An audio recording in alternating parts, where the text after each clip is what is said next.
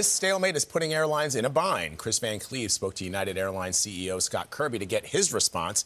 Kris joins us from San Francisco, where he's also covering baseball's opening day. Kris, good morning. We're going to get to that a little later, but tell us what you learned from the United CEO. Yeah, good morning. Scott Kirby has been talking to lawmakers on both sides of the aisle. In fact, he told us he was flying to Washington to continue those conversations, continue pushing for an end to this with a deal he hopes is finally on the horizon. I think it's unconscionable that our politicians haven't gotten this done, and that we have security agents that are not being paid and they're still showing up, and kudos to them for doing that. How much longer can this go on?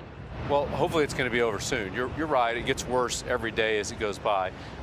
But the crazy thing about this is that, that's what causes our politicians to get it done.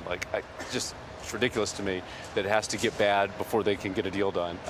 But please get the deal done soon.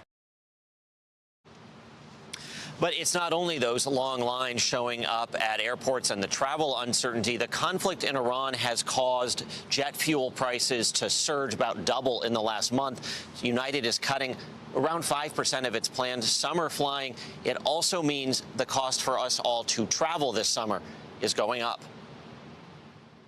Airfares are up probably 15 to 20% in the last month.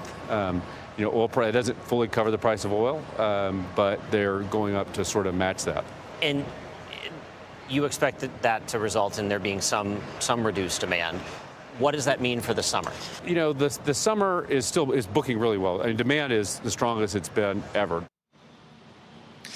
So people are still planning to travel. Those flight cuts will come on Tuesdays, Wednesdays, Saturdays, and overnight flights, the sort of lower volume travel.